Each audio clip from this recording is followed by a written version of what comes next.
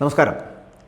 ജാതിമത ഭേദമന്യേ ഇന്ത്യൻ പൗരന്മാരുടെ പൗരത്വം എടുത്തു കളയുന്ന നിയമമല്ല ഇത് എന്നും എന്നാൽ ധാരാളം തെറ്റിദ്ധാരണകൾ പ്രചരിപ്പിക്കപ്പെടുന്നുണ്ട് എന്നും പൗരത്വ നിയമത്തിലെ ഭേദഗതി ചട്ടങ്ങൾ പുറത്തിറക്കി ആഭ്യന്തര മന്ത്രാലയം വിശദീകരണം പുറപ്പെടുവിച്ചിരിക്കുകയാണ്. ദശാബ്ദങ്ങളായി പീഡനമനുഭവിക്കുന്ന അഭയാർത്ഥികൾക്ക് മാന്യമായിട്ടുള്ള ജീവിതം ഉറപ്പുവരുത്തുക എന്നതാണ് ഈ നിയമത്തിലൂടെ ലക്ഷ്യമിടുന്നത് എന്ന് ആഭ്യന്തര മന്ത്രാലയം പറയുകയാണ്. 3 രാജ്യങ്ങളിലെ 6 ന്യൂനപക്ഷ മതവിഭാഗങ്ങളുടെ പൗരത്വം, ഒപ്പം അവരുടെ പുനരധിവാസം, ആ പുനരധിവാസത്തിന് മുമ്പുണ്ടായിരുന്ന നിയമ തടസ്സങ്ങൾ, ഇവയൊക്കെ ഇല്ലാതാക്കാനാണ് ഈ നിയമം കൊണ്ടുവരുന്നത് എന്നുള്ളതാണ്. അവരുടെ സാംസ്കാരികവും ഭാഷാപരവും സാമൂഹികപരമായിട്ടുള്ള അസ്തിത്വത്തെ സംരക്ഷിക്കുവാൻ ഈ നിയമം ഉപകരിക്കുമെന്നും സാമ്പത്തിക വാണിജ്യ അവകാശങ്ങൾ, സ്വതന്ത്രമായിട്ടുള്ള സഞ്ചാരം, സ്വത്തവകാശം എന്നിവ ഉറപ്പാക്കുന്നതാണ് നിയമമെന്നും ആഭ്യന്തര മന്ത്രാലയം ചൂണ്ടിക്കാട്ടുകയാണ്. അല്ലാതെ ഇതിനെതിരെ വേറെ പലതും പറഞ്ഞ് പ്രചരണം നടത്തുന്നുണ്ട്. ഭരണഘടനയുടെ 6ാം പട്ടികയിൽ ഉൾപ്പെടുത്തപ്പെട്ട അസമിലെ കർബി ആംഗ്ലോക്ക്, മേഘാലയയിലെ ഗരോ ഹിൽസ്, മിസോറാമിലെ ചക്മ ജില്ല, ത്രിപുരയിലെ ആദിവാസി ജില്ലകൾ എന്നിവയ്ക്ക് നിയമത്തിൽ ഇളവ് ലഭിക്കുകയും ചെയ്യുന്ന ഒരു സാഹചര്യം ഉണ്ടാകും. ഇതിനൊക്കെ പുതിയ ചട്ടങ്ങൾ ഇറക്കിയിരിക്കുകയാണ് കേന്ദ്രം. ലോക്സഭാ തിരഞ്ഞെടുപ്പ് തൊട്ടടുത്ത് നിൽക്കുന്ന അല്ലെങ്കിൽ തൊട്ടടുത്തെത്തി നിൽക്കുന്ന ഒരു സാഹചര്യത്തിലാണ് പൗരത്വ നിയമ ഭേദഗതിയിലെ ചട്ടങ്ങൾ കഴിഞ്ഞ ദിവസം കേന്ദ്ര സർക്കാർ പുറത്തിറക്കിയിരിക്കുന്നത്.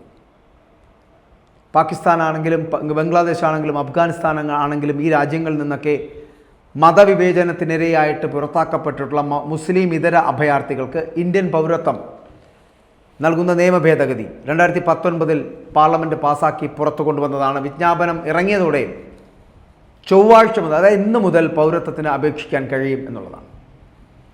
ഹിന്ദുവായ, സിഖായ, ബുദ്ധ, ജൈന, പാഴ്സി, ക്രിസ്ത്യൻ ഈ മതവിഭാഗങ്ങൾക്കാണ് പൗരത്വം ലഭിക്കുക എന്ന് വീണ്ടും വീണ്ടും ആവർത്തിക്കുകയാണ്.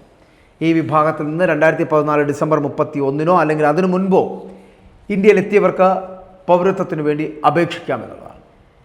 ഇതിനിടെ കേന്ദ്ര സർക്കാർ നീക്കം തിരഞ്ഞെടുപ്പ് ലക്ഷ്യമിട്ടാണ് എന്നുള്ള വിമർശനങ്ങളൊക്കെ പ്രതിപക്ഷത്തിൻ്റെ ഭാഗത്തുനിന്ന് ഇപ്പോൾ ഉയരുന്നുണ്ട്. ഇപ്പോൾ കേരളവും ബംഗാളും നിയമം നടപ്പിലാക്കില്ല എന്ന് നേരത്തെ തന്നെ വ്യക്തമാക്കുകയും ചെയ്തിരുന്നു. ആ വിജ്ഞാപനം ഇപ്പോൾ ഇറങ്ങിയതിന് ശേഷം അസമിലടക്കം വലിയ പ്രതിഷേധങ്ങൾ നടക്കുന്നുണ്ട്.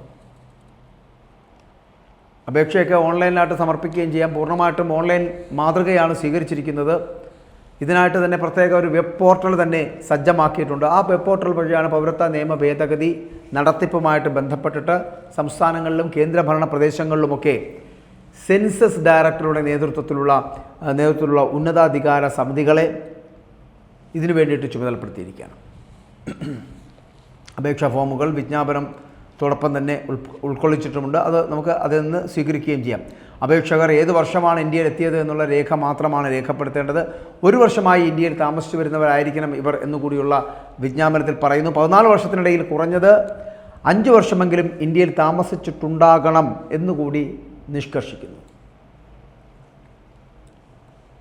ഈ ചട്ടത്തിലെ പ്രധാന വ്യവസ്ഥകൾ എന്ന് പറയപ്പെടുന്നത്, ഇന്ത്യയിലെ പൗരനായി രജിസ്റ്റർ ചെയ്യണമെങ്കിൽ ഫോം 2A പ്രകാരം അപേക്ഷകൾ നൽകണം. ഇന്ത്യൻ പൗരരെ ആരെയെങ്കിലും വിവാഹം ചെയ്ത ആളാണെങ്കിൽ ഫോം 3A പ്രകാരം ഇന്ത്യൻ പൗരവരുടെ പ്രായപൂർത്തിയാകാത്ത കുട്ടിയാണെങ്കിൽ 4A പ്രകാരവും അപേക്ഷിക്കണം. ഇനി ഇന്ത്യൻ പൗരരായിട്ടുള്ള രക്ഷിതാക്കളുടെ മക്കളാണെങ്കിൽ ഫോം നമ്പർ 5A പ്രകാരം അപേക്ഷിക്കേണ്ടതുണ്ട്. സ്വാതന്ത്ര്യാനന്തര ഇന്ത്യയിലെ പൗരരായിട്ടുള്ള രക്ഷിതാക്കളുടെ മക്കളാണ് എങ്കിൽ ഫോം നമ്പർ 6A പ്രകാരം അപേക്ഷിക്കണം. ഇതൊക്കെയാണ് ചട്ടങ്ങൾ എന്ന് പറയപ്പെടുന്നത്. ഇന്ത്യൻ വംശജരായിട്ടുള്ള വിദേശ പൗരന്മാരാണ് എങ്കിൽ ഫോം നമ്പർ 8A പ്രകാരം അപേക്ഷകൾ സമർപ്പിക്കാവുന്നതാണ്. മറ്റൊന്ന്, സ്വാഭാവിക പൗരത്വത്തിൽ നിന്ന് അപേക്ഷിക്കുന്നവരുടെ സത്യവാങ്മൂലം. ആ സത്യവാങ്മൂലത്തിൽ യഥാർത്ഥ വസ്തുതകൾ ബോധ്യപ്പെടുത്തേണ്ടത് അത്യാവശ്യമാണ്. ഇവരുടെയൊക്കെ ഭരണഘടനയുടെ 8ാം അനുച്ഛേദത്തിൽ നിഷ്കർഷിച്ചിട്ടുള്ള ഭാഷകളിൽ ഏതെങ്കിലും മുന്നിൽ അല്ലെങ്കിൽ ഏതെങ്കിലും ഒരെണ്ണത്തിൽ അറിവുണ്ടാകണം എന്നുള്ളത് കൂടിയുണ്ട്. ജില്ലാതല സമിതികൾ മുഖേന ഉന്നതാധികാര സമിതി മുമ്പാകെ വേണം ഓൺലൈനിൻ്റെ അപേക്ഷകൾ ഇവർ നൽകേണ്ടത്. അപേക്ഷയോടൊപ്പം സമർപ്പിച്ച രേഖകൾ ജില്ലാ സമിതി കൃത്യമായി പരിശോധിക്കും. അതിനുശേഷം സൂക്ഷ്മ പരിശോധനയ്ക്കായിട്ട് ഉന്നതാധികാര സമിതിക്ക് ഇത് കൈമാറുകയാണ് ചെയ്യപ്പെടുന്നത്. മറ്റൊന്ന്, പരിശോധനാ സമിതി മുമ്പാകെ അപേക്ഷകൾ നേരിട്ടെത്തി രാജ്യത്തോടുള്ള കൂറ് അത് വ്യക്തമാക്കുന്ന തരത്തിലുള്ള സത്യവാചകം ചൊല്ലിക്കൊടുക്കണം. അങ്ങനെ അല്ലാത്ത അപേക്ഷകൾ ഉന്നതാധികാര സമിതിക്ക് നിരസിക്കാവുന്നതാണ്.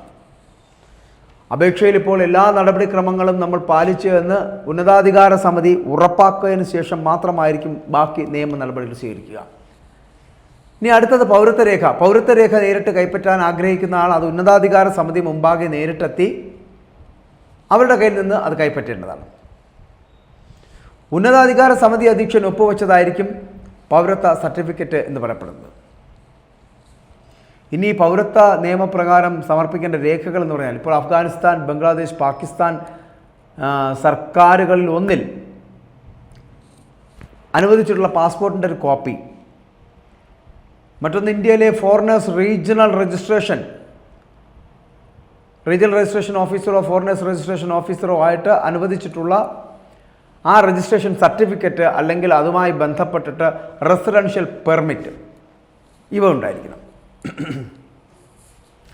മറ്റൊന്ന് അഫ്ഗാനിസ്ഥാൻ, ബംഗ്ലാദേശ്, പാകിസ്ഥാൻ സർക്കാർ അതോറിറ്റികളിൽ ഒന്നിലെ അംഗീകരിച്ചിട്ടുള്ള ജനന സർട്ടിഫിക്കറ്റ്, ആ സർട്ടിഫിക്കറ്റുകൾ ഹാജരാക്കേണ്ടതാണ്. മറ്റൊന്ന് 3 രാജ്യങ്ങളിൽ ഒന്നിലെ സർക്കാർ അതോറിറ്റികൾ അനുവദിച്ചിട്ടുള്ള സ്കൂൾ സർട്ടിഫിക്കറ്റ് അല്ലെങ്കിൽ വിദ്യാഭ്യാസ രേഖകൾ ഇവ ഏതെങ്കിലും ഒന്ന് ഹാജരാക്കേണ്ടതാണ്.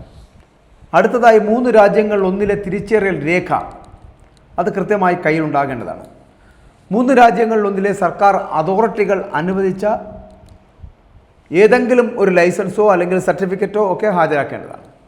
മറ്റൊന്ന് 3 രാജ്യങ്ങളിൽ ഒന്നിലെ ഭൂമി കുടികിടപ്പവകാശ രേഖ ഇതുണ്ടെങ്കിൽ അത് സമർപ്പിക്കുക. മറ്റൊന്ന് അപേക്ഷകരുടെ രക്ഷിതാക്കൾ അല്ലെങ്കിൽ മുത്തച്ഛൻ, മുത്തശ്ശി, അവരുടെ മാതാപിതാക്കളുണ്ടെങ്കിൽ അവർ എന്നിവരിൽ ആരെങ്കിലും ഈ രാജ്യങ്ങളിൽ നിന്ന് മുമ്പ് അപേക്ഷിച്ചതിൻ്റെ രേഖകൾ ഉണ്ടെങ്കിൽ ആ രേഖ സമർപ്പിക്കേണ്ടതാണ്.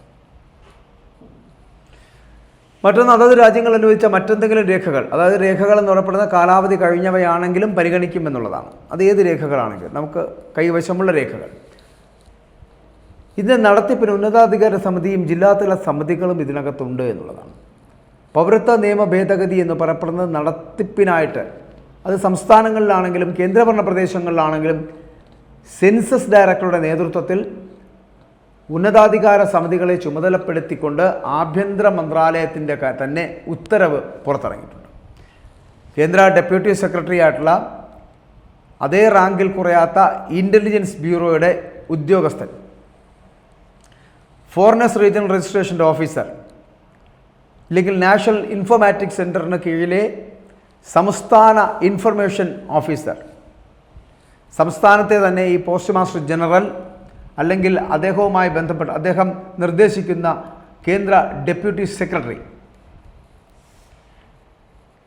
അത്തരത്തിലുള്ള പദവിയിൽ കുറയാത്ത ഉദ്യോഗസ്ഥർ ഈ സമിതിയിൽ സ്ഥിരാംഗങ്ങളായിരിക്കും എന്നുള്ളതാണ്. സംസ്ഥാനത്തെ ആഭ്യന്തര പ്രിൻസിപ്പൽ സെക്രട്ടറിയുടെ തന്നെ ഓഫീസിലെ പ്രതിനിധി എന്ന് പറയപ്പെടുന്ന വ്യക്തിത്വം, ഡിവിഷണൽ റെയിൽവേ മാനേജറുടെ പ്രതിനിധി, ഇവരൊക്കെ കൂടെ ചേർന്ന് നിന്നുകൊണ്ട് എന്നിവരൊക്കെ ക്ഷണിതാക്കളായി അതിനകത്തെത്തുകയും ചെയ്യും. സീനിയർ സൂപ്രണ്ടിൻ്റെയോ നേതൃത്വത്തിൽ ജില്ലാതല സമിതികൾ രൂപവൽക്കരിക്കപ്പെടുകയും ജില്ലാ ഇൻഫർമേഷൻ ഓഫീസർ അല്ലെങ്കിൽ ഇൻഫോമാറ്റിക്സ് സെൻറ്ററിലെ ജില്ലാതല ഇൻഫർമേഷൻ അസിസ്റ്റൻ്റ്, കേന്ദ്ര സർക്കാരിൻ്റെ കീഴിലുള്ള അല്ലെങ്കിൽ കേന്ദ്ര സർക്കാരിൻ്റെ നോമിനിയായിട്ട് എത്തിയിട്ടുള്ളവർ എന്നിവരാണ് ഇതിനകത്തെ സ്ഥിരാംഗങ്ങൾ എന്ന് പറയപ്പെടുന്നത്. ജില്ലാ കളക്ടറുടെ ഓഫീസിലെ നായിബ് തഹസീൽദാർ പദവിയിൽ കുറയാത്ത ഒരു ഉദ്യോഗസ്ഥൻ, ഇതുമല്ലെങ്കിൽ ബന്ധപ്പെട്ട പരിധിയിലെ റെയിൽവേ സ്റ്റേഷൻ മാസ്റ്റർ ഇവരൊക്കെ ഇതിൻ്റെ ക്ഷണിതാക്കളായിരിക്കും. 2 സമിതികളുടെയും ക്വാറം ചെയർമാൻ ഉൾപ്പെടെ 2 അംഗങ്ങൾ സമിതിയിൽ ഉണ്ടാകുക എന്നുള്ളതാണ് അതുമായി ബന്ധപ്പെട്ടിട്ട് ഉണ്ടാകുന്ന രേഖകൾ വേണ്ടത്.